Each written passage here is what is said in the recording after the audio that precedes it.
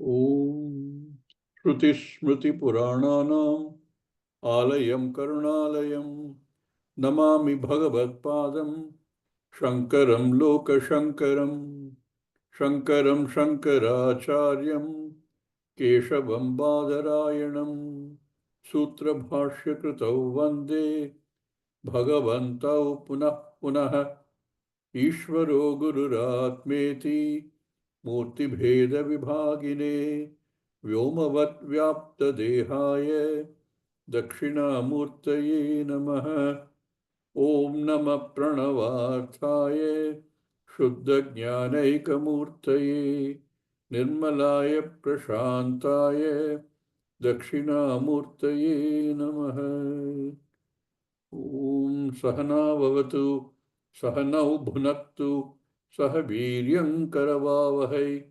Tejasvinavaditamastu ma vidvishavahai.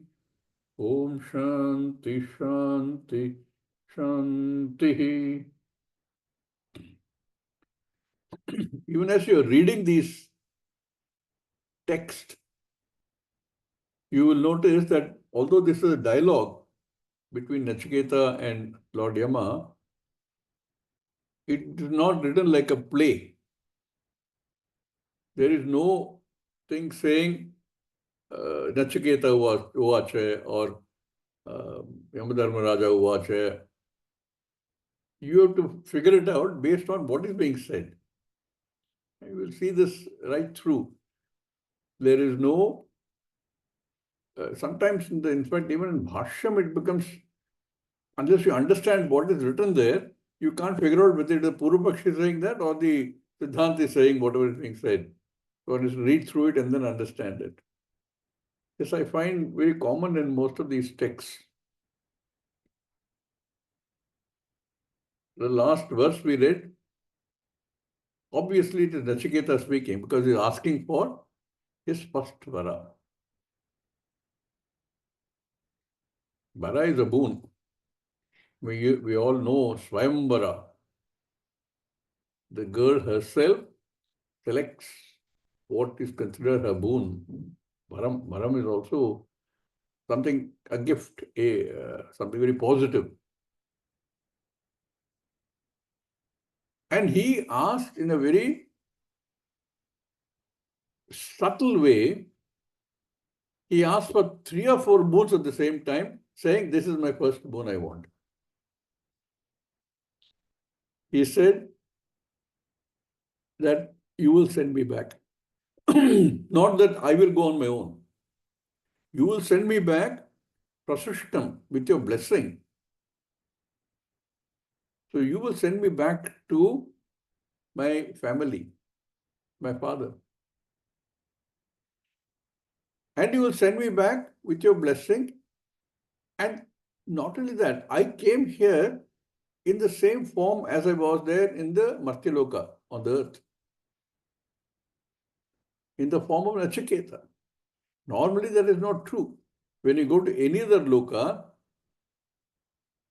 you don't go in the same physical form. That form is destroyed. But here we saw that he goes to Lord Yamadharmaraja in the form that he was in on the earth. So he wants Lord Yamadharmaraja to send him back in the same form. How does he do that? He says, my father should recognize me. My father should not look at me as a ghost or in completely different sharira. Because that sharira that he had is what his father should recognize, because he also says his father should be Shanta Sankalpaha, not and Sumana. How Yathasyat, as he was before.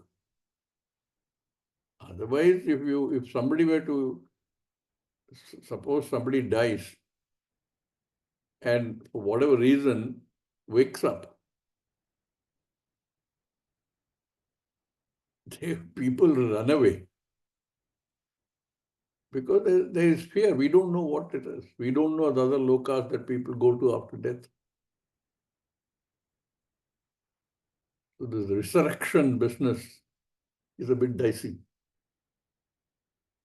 But here, he goes to Yamadharmaraja and as his very first boon says, I want to go back. Not just now. He will want to go back after all the three boons have been taken. He's got his boon, all three boons have been encashed. Then he wants to go back to Martiloka as Nachiketa, so that his father recognizes him, he's happy, as he was before. Yathasya. Now, his father was very angry, maybe with Nachiketa for irritating him to the extent of his reaction, maybe with himself for reacting the way he reacted. We all do that, no? When we react, we are not thinking enough. That reaction just happens. And then later we look back and say, no, I shouldn't have done that. So he says, Vitamanyuhu, he should not have any anger in him. All this indicates that he wants to go back in the same form as he was when he was on the earth. And he is also talking about his father's state of mind. His father should recognize him and have no grief, no worries. So all this is bundled into one single bara. This is what I want. Now, when in all our Puranic stories also, when somebody does tapas, intense tapas, and anybody can do it. Rakshasa can do it, Asuras can do it, and also Suras can do it. And by doing that kind of intense tapas, they can seek boon. Now, when doing that, one way it is that whoever is giving you the boon, obviously must have the capacity to give you that boon, says, okay, you're fine. There are many such instances you see in our Puranic stories. That's one reaction of whoever is giving you the boon. All right, you ask for this, you get this.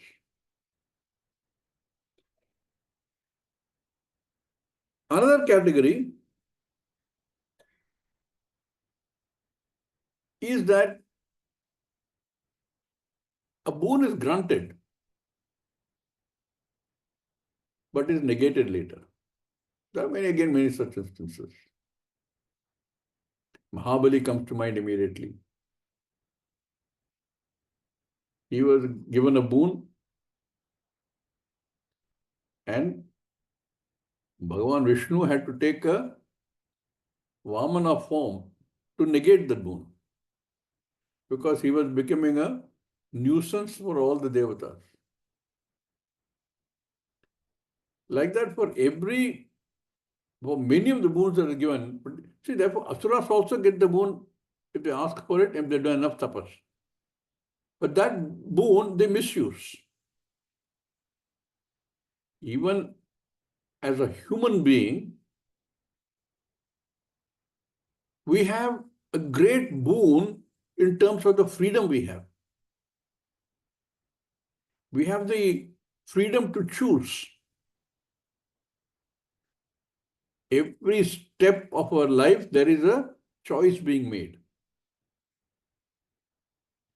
That this freedom to choose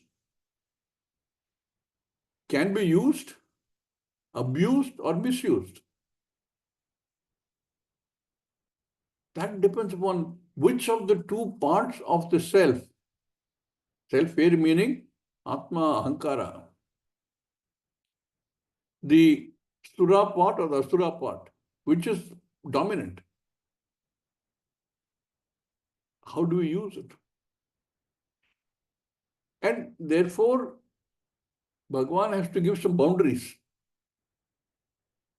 You cannot give unlimited powers.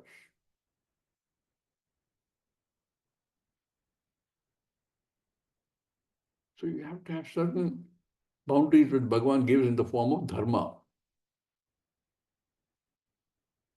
Asuras tend to misuse the boons that they get. That is, Asura component of us also misuses the boon. Devatas use the boon positively to destroy negativity, to destroy adharma. Even Arjuna got so many astras from so many devatas by doing tapas.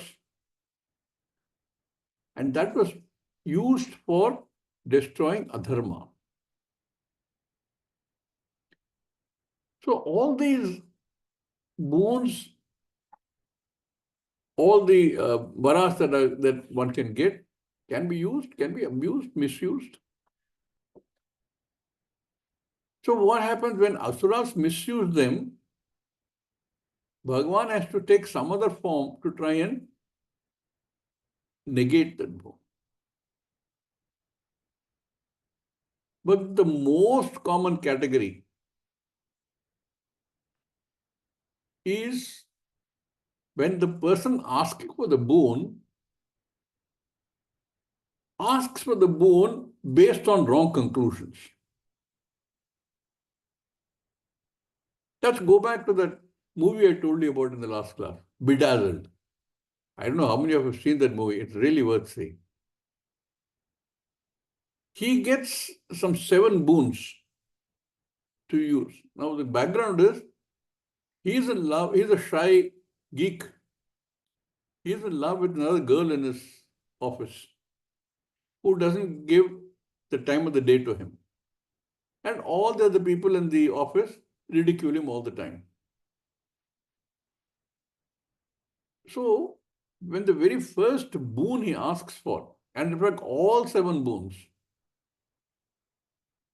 he says, he thinks, and he draws conclusion. What is that conclusion? Very first boon he says, I should be rich and powerful, and I should be married to that girl.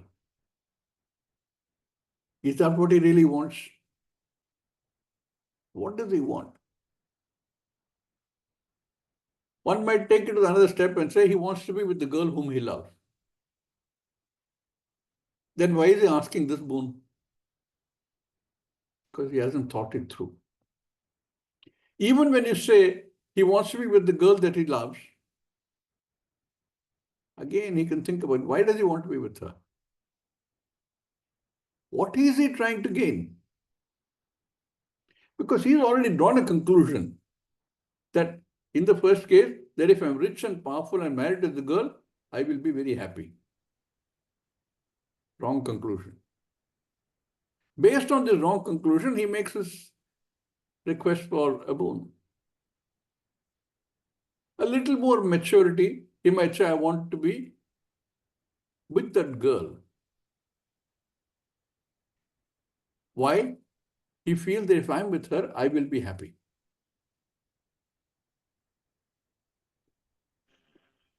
Again, wrong conclusion. He has no idea what happens. Ask any married man, he will tell you. Full of both. So if you want, what you really want is to be happy, why make a wrong conclusion? Ask for something else. This is the largest category. Because the chances are, whatever you ask for, whoever you are asking for that boon might simply say tathastu. Let it be so. In fact, each of the 7 boons in this movie is like that. Each based on a wrong conclusion. That if I have this, I will be happy. I will get this girl and I will be happy. All 3, both the steps are wrong. Now think about forget about boon. Even when we do daily prayers, what do we pray for? What are we asking for? Think it through. What is it that I want and what is it I'm asking? Is there a wrong conclusion somewhere?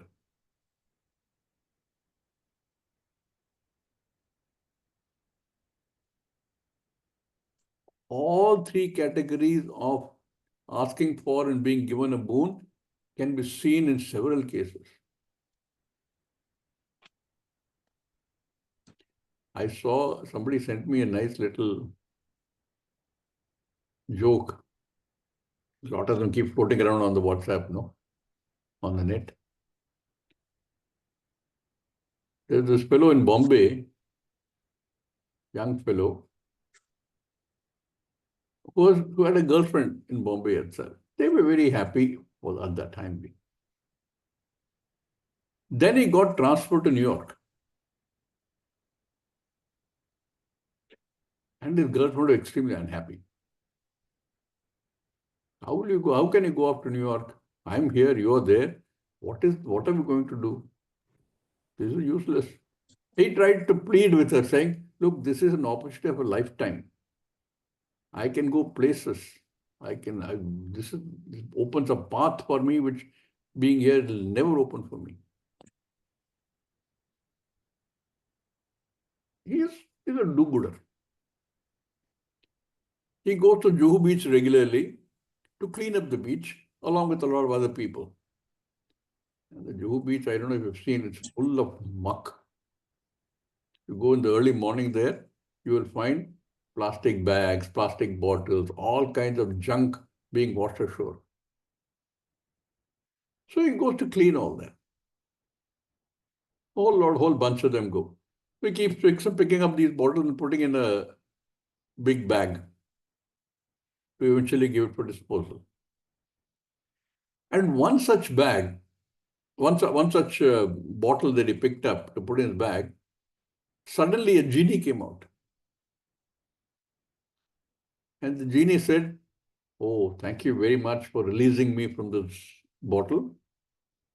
I have been locked up in this bottle for the last many years. I will give you one boon, whatever you want. And what was on the top of his mind? His fight with his girlfriend. Because when he said to his girlfriend, I have to go to New York. Then she said, okay, you will come and see me every week. He said, look, that's not possible. What we can do is something different.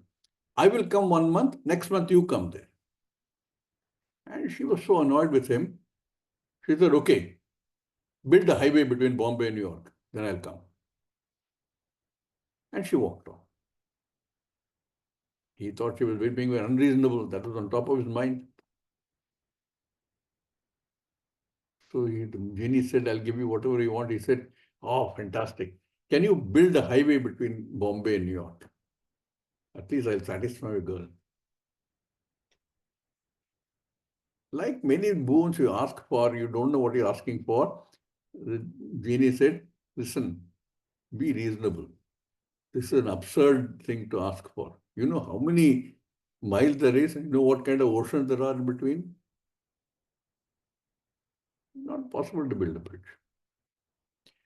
So I said, no, but I thought we can do anything. He said, anything I can give. Yeah, but it's got to be some sense of practicality about it. So this guy thought, and he said, why am I doing this? Because I don't understand her thinking. Maybe what I should now ask for is to help me learn, understand my girl. So he said, okay, if you can't do this,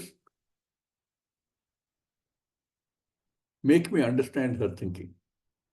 You know, worldwide, no man has ever understood his girl. Every woman knows everything about the man. The genie thought about this. And the genie said,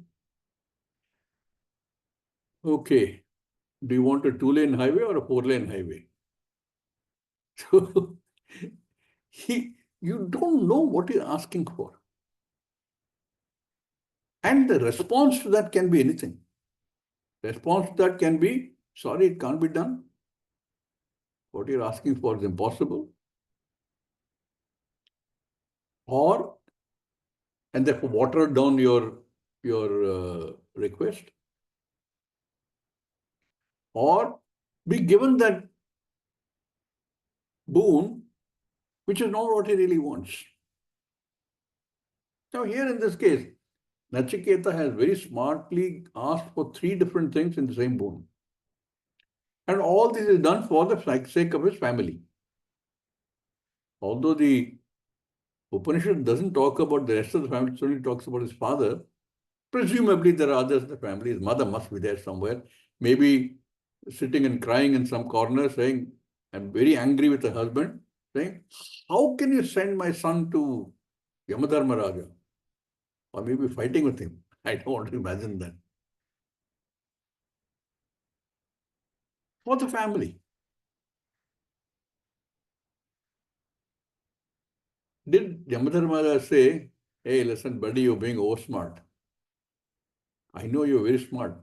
I have great respect for your thinking. But here you're being over smart. You're asking for all the 3 boons and 1 boon.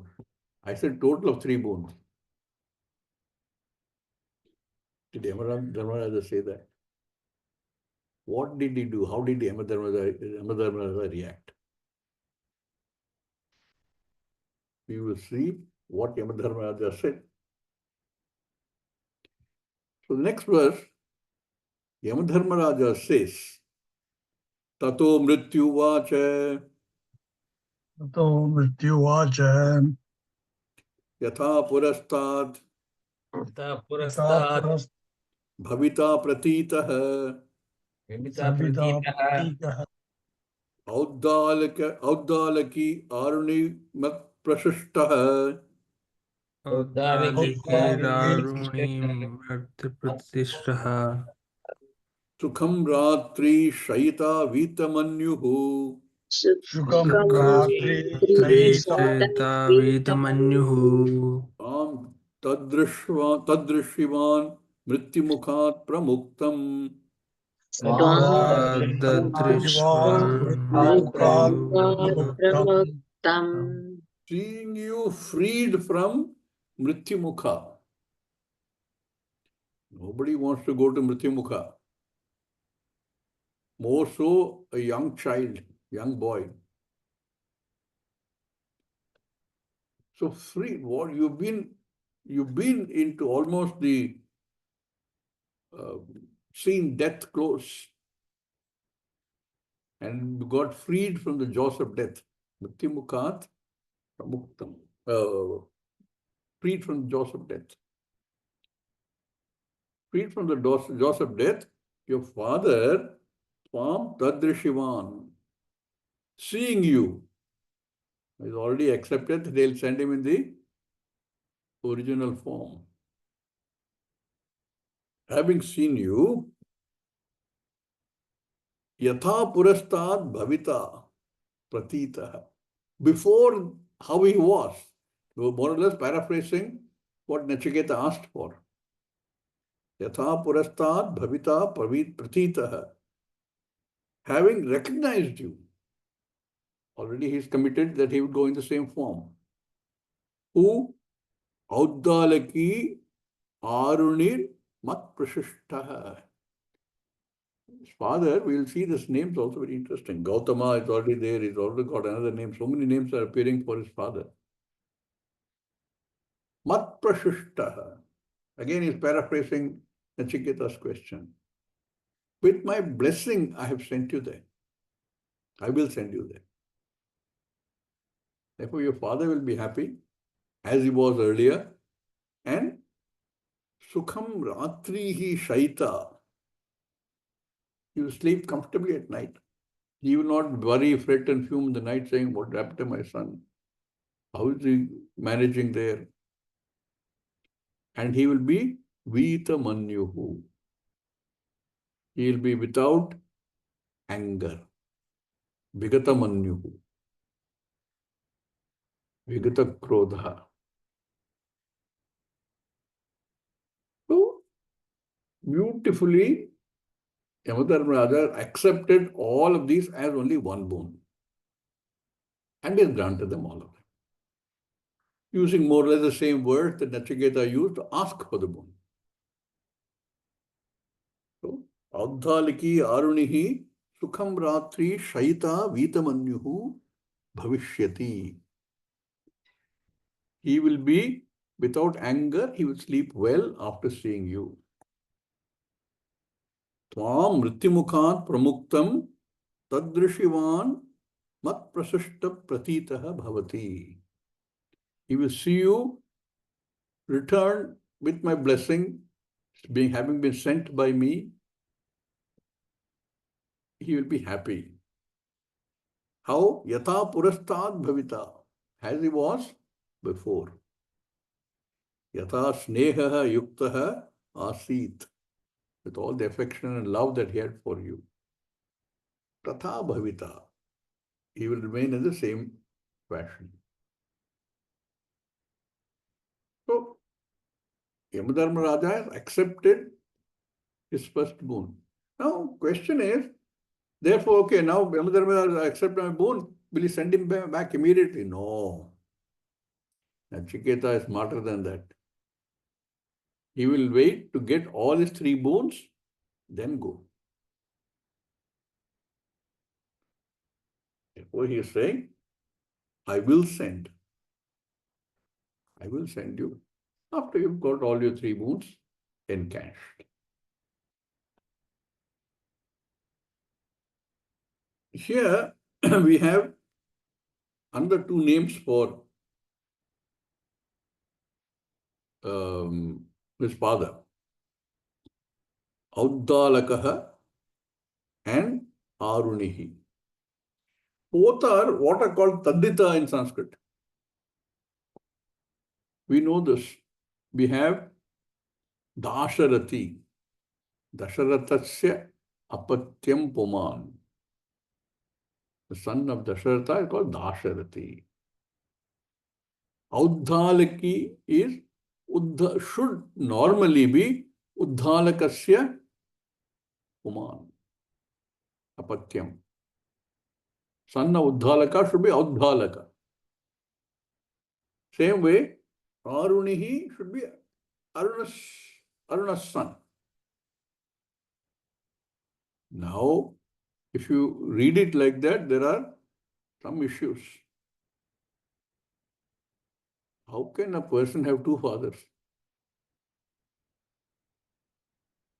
Or are they both the same person? Uddhalaka and Aruna, Uddhalaka and Aruna, the same person. We will see how Shankaracharya explains this. Bashyam. Yatha buddhihi यथा बुद्धिः Vayi purastat. त्वयि पुरस्तात् Prasad That means purvamasit. पूर्वमासीत् Masi Samanvita pituhu. नेह Ne समन्विता पितुः Samanvita pituhu Tava bhavita. tava bhavita भविता As your father was, leave it there. As your father was, Sneha Samanvita, with the same love and affection. In the father's mind towards you, his thinking towards you, will be as it was before. Purastat, Purvamasit, as it was before. How? Sneha Samanvita Pituhu. So, Pituhu Tava Bhavita Preeti Samanvitaha, with love, with affection, Tava Pita, Tathaiva, तथैव Tathaiva Pratitaha, Pratitavan Sanna. प्रतीतवान् सन्न So, I recognizes you, Pratitaha, Pratitavan Sanna. Having recognized you, Auddalikihi, Uddalakihi. Here, Shankaracharya explains Audalaka as Uddalakah eva Lakihi. See, sometimes in usage in Sanskritam, even though there is a transformation in the form of Taddhita, the meaning remains the same, unaltered. As a general rule, if you say Audhalaki, then it has to be Uddhalaka Apatyam. But here, Shankaracharya interprets as Audhalakihi Uddhalaka eva. Uddhalaka eva Audhalakihi. So here,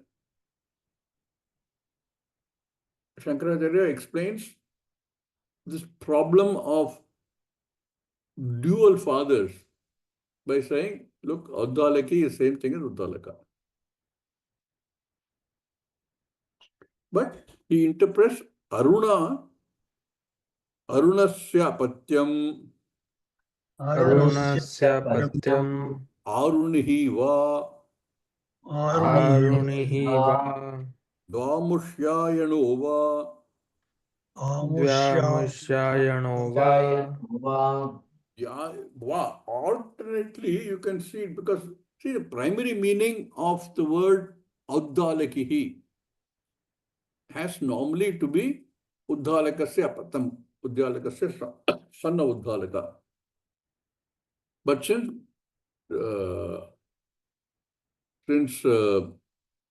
Shankaracharya has interpreted as Uddhalaki is same as Uddhalakaha, so there's another way of looking at it. Va. Alternately, what do they say? Dvamushayanaha. The Amushyayanaha means apatyam. So here, Dvamushayanaha means one who has two fathers. Is that possible? Sometimes in exceptional circumstances, that is also possible. In the case of adoption, for example, there is a biological father and there's a father who's nurtured the child. Such a case would be called Dvamushyayanaha, person with two fathers.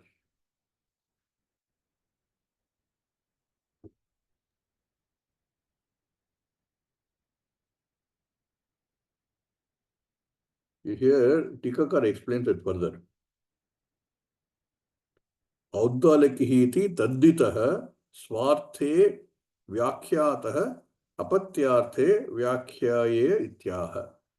This word, Audhalaki, can have both meanings. One is a primary meaning, meaning son of Uddhalaka, but it can also have a secondary meaning, Uddhalaka eva Audhalakihi.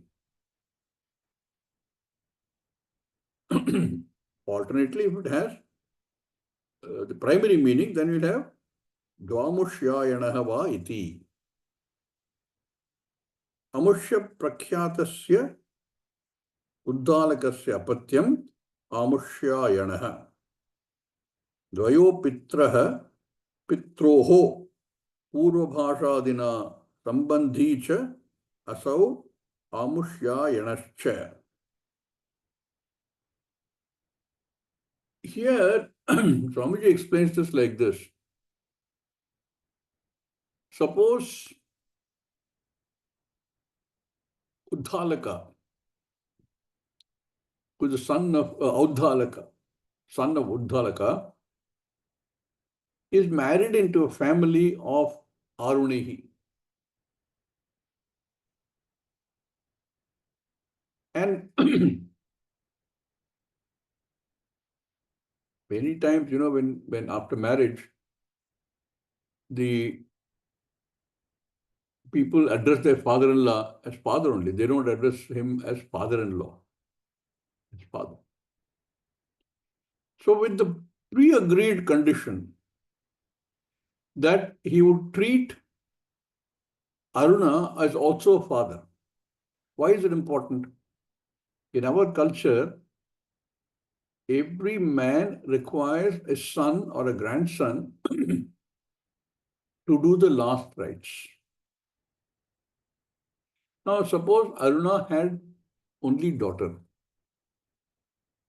So they can get into some kind of an agreement saying that, look, you marry my daughter, but you will be like my son. In what sense?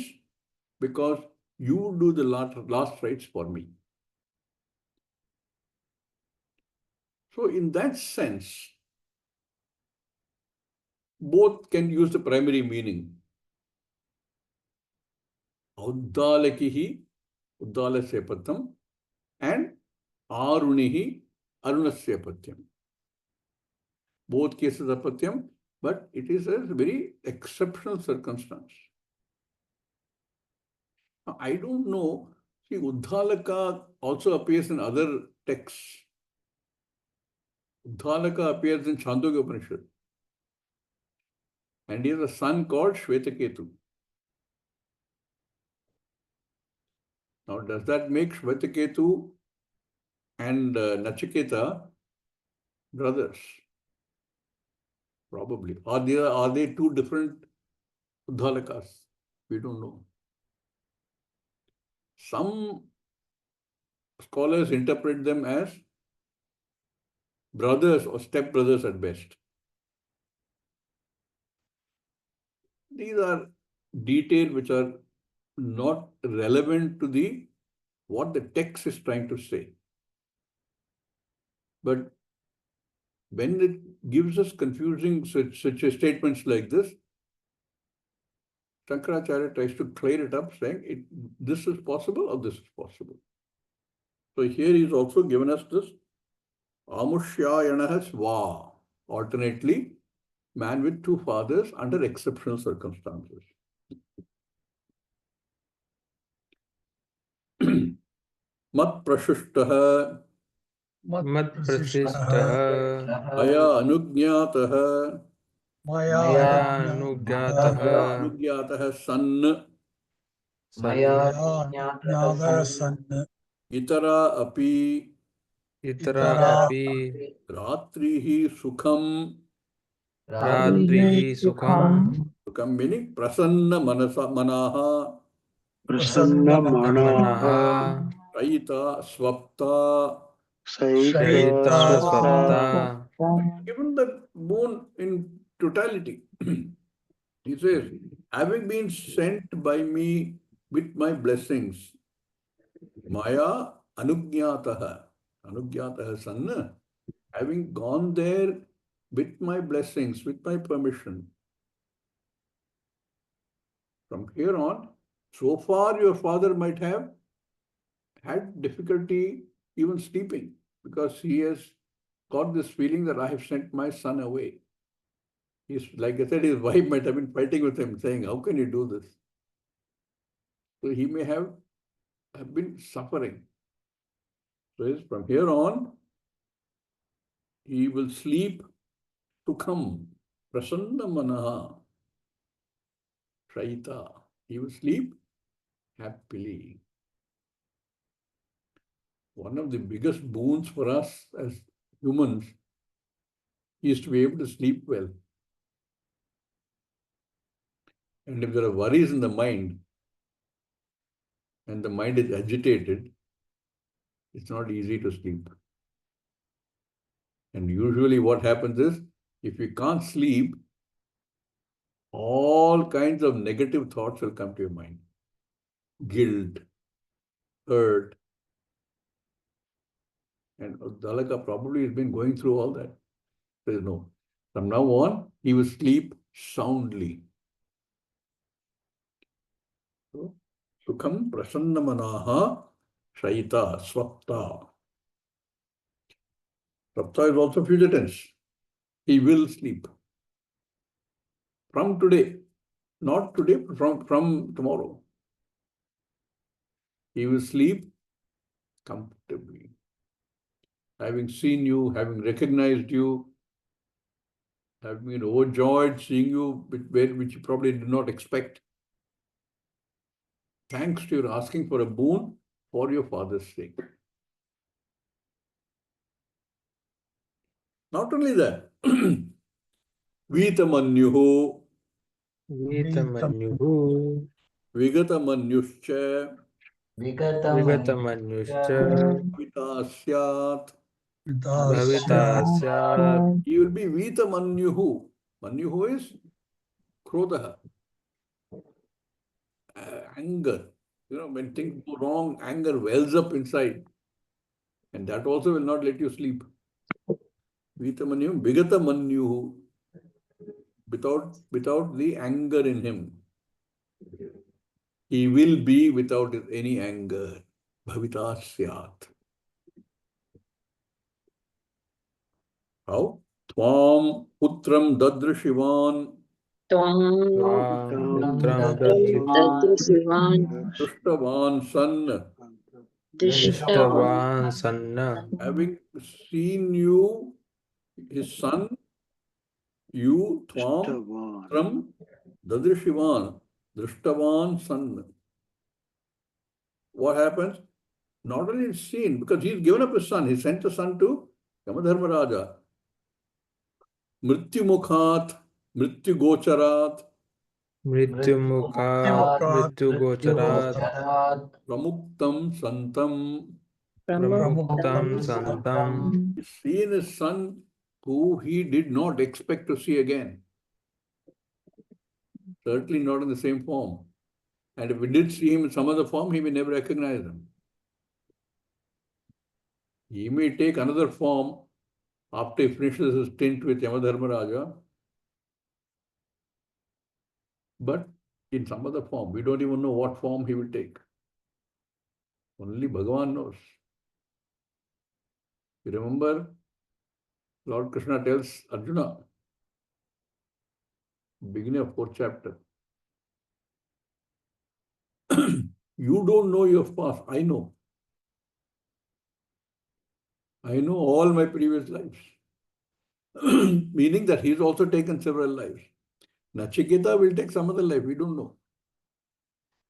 Once he's finished with Yamadharmaraja, he may take some other form, some other jivatvam. His father may not even recognize. But here, the commitment of Yamadharmaraja, and he has the power to do it. Commitment is, you will go in the same form so that your father recognizes you, gives you all the same love and affection, treats you the way he was treating you earlier, before all this happened. Now, I don't know about time frames here because there's a little challenge. The time frame that we have on the earth is not the time frame in any other loka. This thing, text doesn't talk about the time frame. Very difficult to estimate, but there will be time frame differences. But with all the differences, Yamadharmaraja is committing to Nachiketa that you will go down, your father will recognize you in the same form. So he obviously addressed that also. So Nachiketa is very happy. Having asked for a boon, he also must have been concerned about his father. I irritated my father. I provoked him into saying in front of everybody when all the dakshina was being given, provoked him into saying, I will give you to Lord Yama. He himself may not have been bothered by it. Maybe he was, we don't know. But he certainly seems to be concerned that his father would be upset. Upset with him, upset with himself. And what other tensions then happen in the family, we don't know. So he's very concerned about his father. So with this boon, he's addressed that totally. Very smart boon. Now that Yamadharmaraja has accepted his request for the first boon, Nachiketa must be feeling elated. At least I have solved this concern that I have that my father will be upset. My father will be angry. My father will be so full of grief that he can't sleep. Dasharatha, having sent his son away, died because of grief. And he is ensured that his father not only will not die, but will be the same as before, will be happy, will not be angry. All that is ensured in one simple vara. Now he is ready to ask for the second vara. Again, the text itself will not tell you that this is Nachiketa asking for second vara. But in the context we can make out.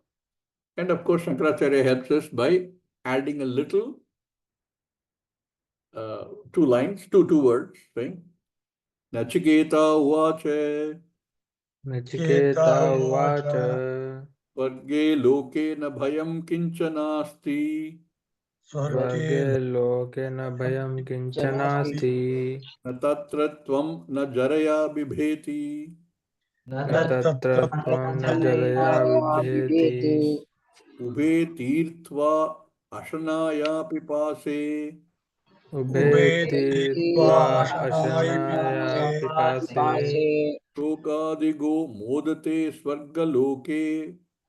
शोकातिगो मोदते स्वर्गलोके Nachiketa is preparing himself for the second boon. First boon was for his father, family. He is still not asking anything for himself. The second boon, he is asking for the society in general. Meaning all the good people, people who are committed to Shastra, who want to follow the Shastra's mandate, who often think that the end purpose of life is only Swarga. So he wants another boon relating to Swargaloka. Why? So he starts preparing the background for it. He's not yet asked for it. He says, Swargaloke na bhayam kincha nasti. In Swargaloka, suddenly change the topic. He's not saying, I want to go to Swargaloka. He's saying, in Swargaloka, there is no bhayam.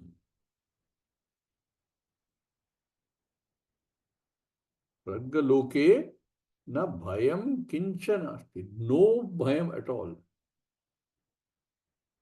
Where is our source of bhayam? As human beings, our biggest source of bhayam is death itself. There are many other forms of bhayam also. But the biggest hetu for bhayam is, oh my, I will die. That's why so much effort is made by everybody, by scientists, by non-scientists, to extend one's life. What is the biggest bhayam? He says, na tatra tvam. You are not there in Swargaloka. Meaning there's no death in Swargaloka. And because there's no death, therefore there's no bhayam.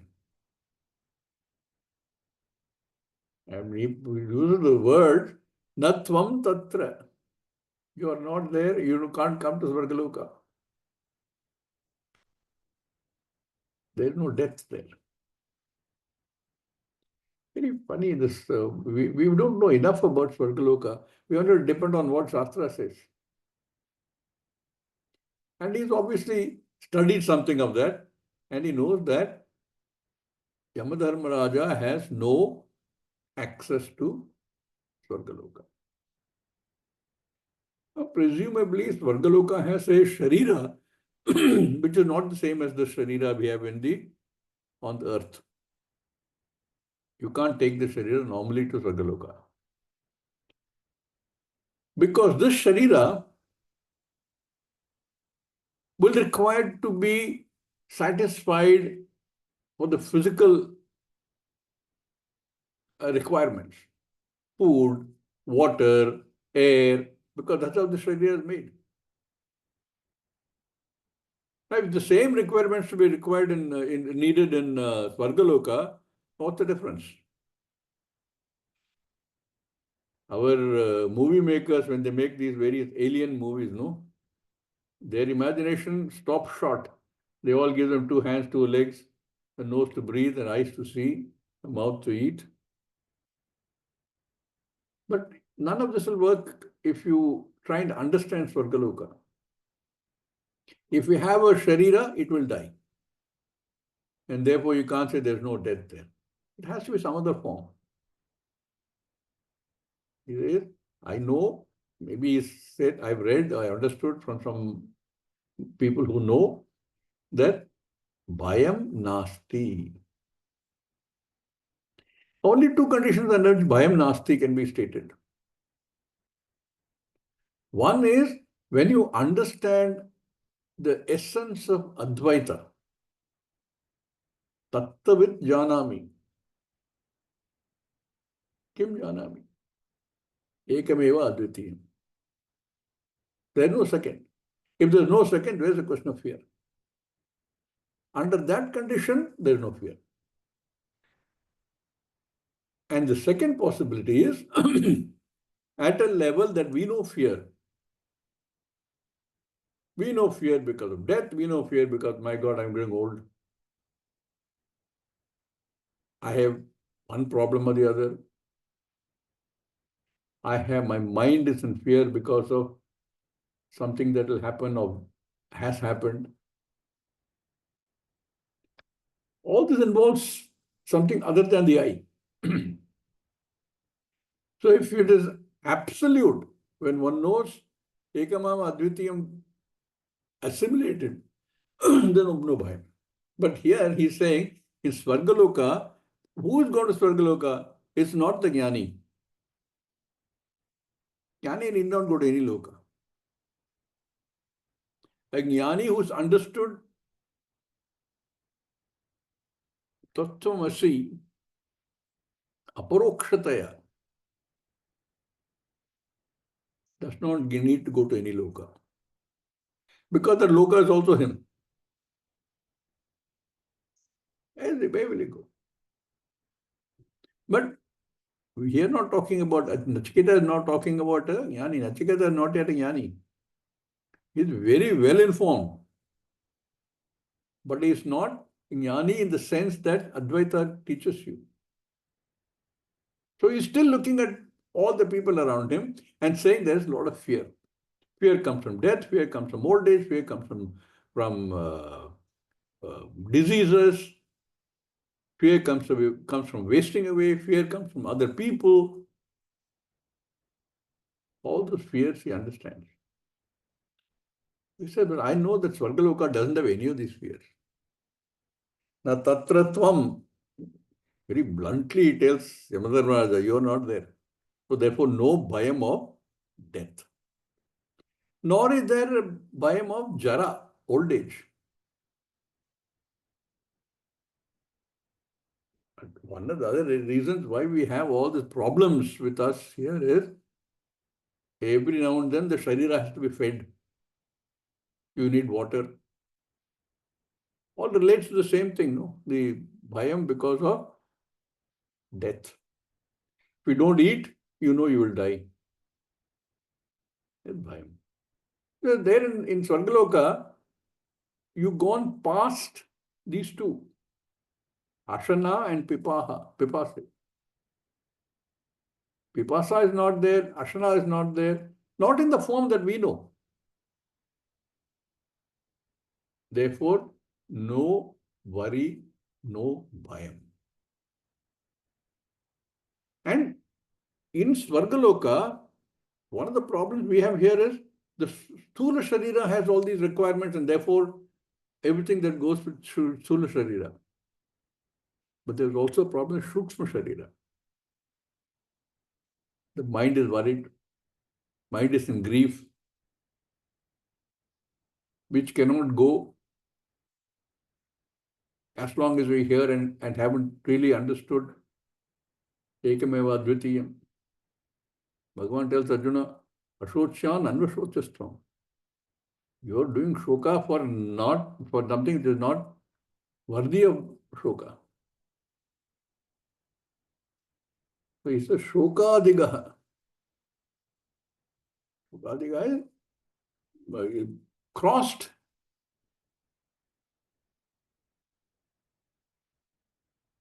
Cross shoka. There is no shoka. Shokadigaha modate svargaloke. He is in a state of joy in Svargaloka.